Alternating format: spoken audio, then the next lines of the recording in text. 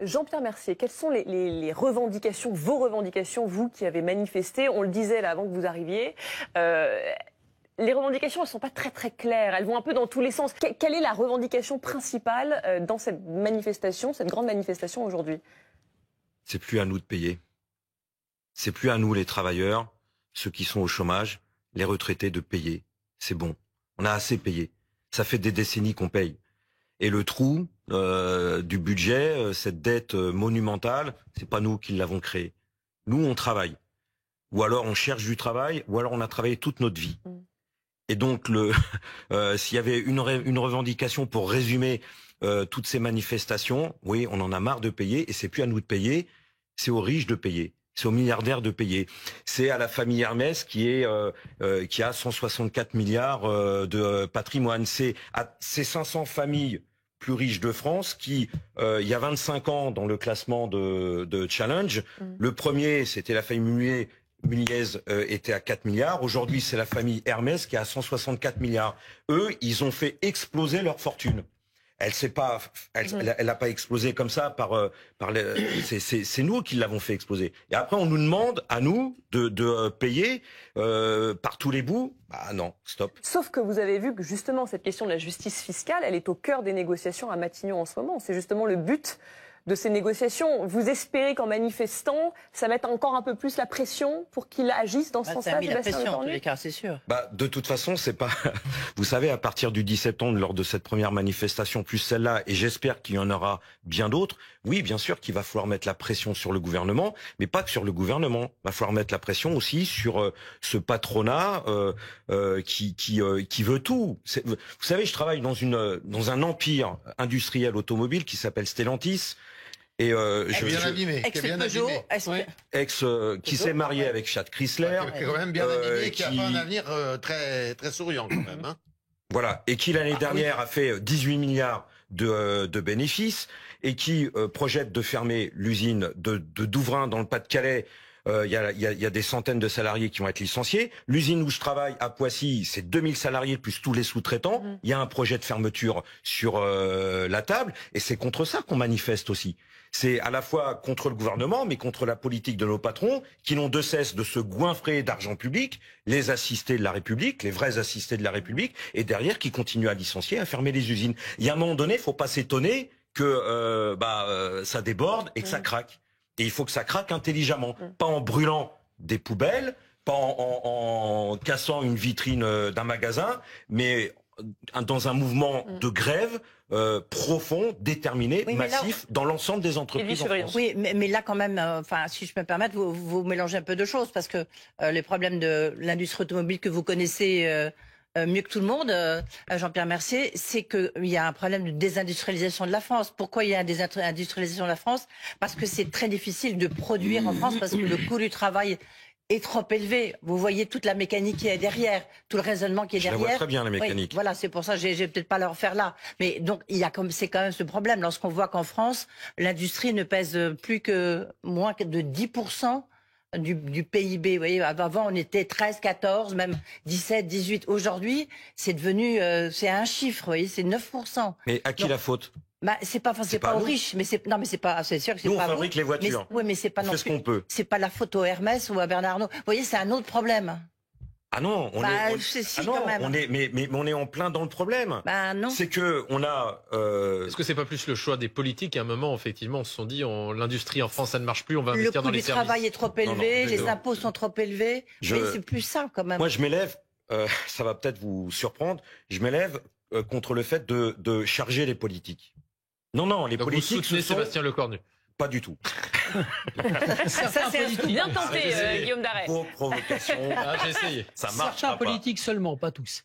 Non, ce que je veux dire, c'est que les politiques sont là pour appliquer ce que les actionnaires du CAC 40 veulent.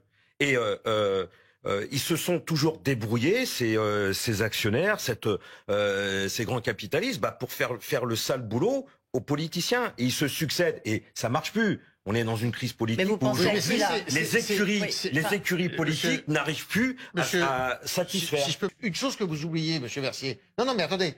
Ce qui est important, c'est que l'argent que vous voulez aller prendre aux riches, reprendre.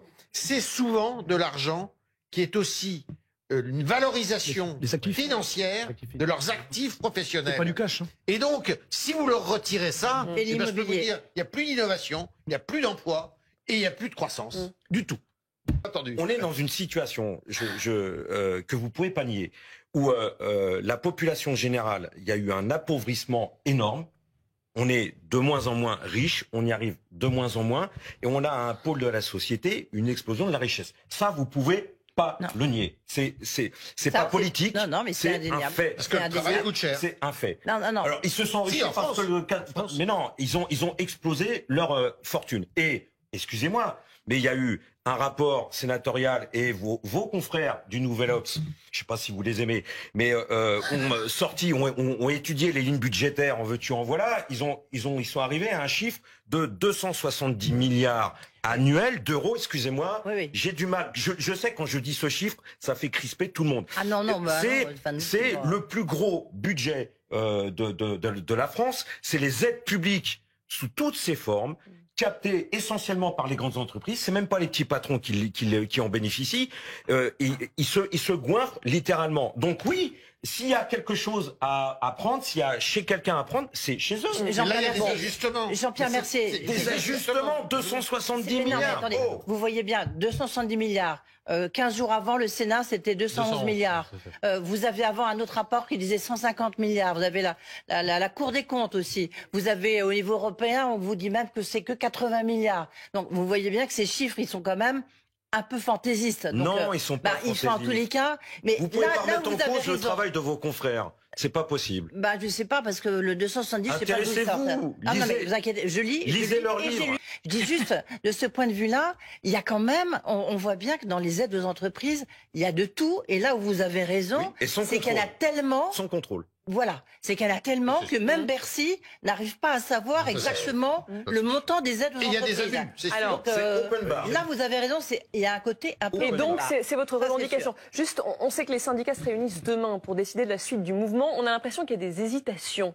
Vous souhaitez que ça continue? Ah, moi, je souhaiterais que ça continue et je souhaiterais qu'on arrive, nous, à la base, à se passer de leur coup de sifflet. C'est-à-dire que, vous savez, ils sont un peu en conclave, là. On va attendre la fumée blanche. Parler Vous parlez de qui? Du gouvernement? La direction des Les syndicats. syndicats. Des Ah non, mais ça- directions confédérales Ah, des directions où ils confédérales, vont pardon. décider Ouais. entre eux. Alors c'est vrai Ouais. que visiblement ils sont pas d'accord entre eux. Il y a les timorés, il y a les moins timorés. Et va-t-on se mettre d'accord, etc. Et quand est-ce qu'on va manifester? C'est tel jour à telle Est-ce que heure, vous etc. souhaitez une grève générale? Vous souhaitez une grève? Bien sûr, il faudra un nouveau mai 68 ou un nouveau juin ça. 36. Ah oui, C'est ça le- super. Et sans les violences policières de mai 68. Mais donc vous dites, Ça y est, on veut c'est énorme. libérer tout Vous ça, êtes on veut continuer à se Ouais. mobiliser dans les Jean-Pierre, vous êtes prochains en jours. boucle, Je suis là. obsédé Est-ce que par la vous êtes en police. boucle Julie. Encore les Est-ce violences que- policières. Obsédé Est-ce par les que vous allez policiers. rejoindre l'appel de Manuel Bompard à manifester? Il a appelé ce soir sur BFM TV à manifester ce dimanche, le 21. Alors, Manuel je Bompard de serai... la France Insoumise. Oui, j'ai bien. Je sais précise qui pour les c'est. téléspectateurs. Je sais qui c'est. Non, moi je manifeste avec mes camarades de travail, voilà, avec les salariés, avec les travailleurs. Que la France Insoumise veuille organiser une manifestation, très bien. Mais je vais vous dire la vérité, et vraiment sans langue de bois. Je connais trop bien les politiciens et leur capacité à récupérer ce qui se passe comme mobilisation ou pas, ou à les noyauter. Je préfère, moi, être plutôt très distant de ça, et que les travailleurs, on s'organise entre nous, indépendamment des grandes centrales syndicales, pas contre, mais C'est un message à Jean-Luc Mélenchon. indépendamment des partis politiques. Et Donc ça vous Et agace qu'on un défende peu? nos intérêts de Ouais. travailleurs. Donc la récupération de la France Insoumise vous agace un petit peu, si on comprend entre les Non, lignes. ça m'agace pas, ça m'étonne juste pas. Ça fait partie du job des politiciens. Ça fait partie du job des politiciens. Jean-Pierre Mercier, en fait, vous n'aimez personne. Pas les policiers, pas les gendarmes, pas les patrons, pas Ça, les c'est journalistes autres que Oui. ceux de l'Obs. Et pas la France Insoumise. Pas la France Insoumise, Au moins, pas c'est clair. Bompard. Non, Vos camarades de travail, ça c'est bien. on est 36 millions. Oui. On est 36 millions en France. De quoi, de syndiqués? Non. Non, de travailleurs. Parce qu'il n'y en a que 2 millions de Alors, syndiqués. hein. Ah oui. merci.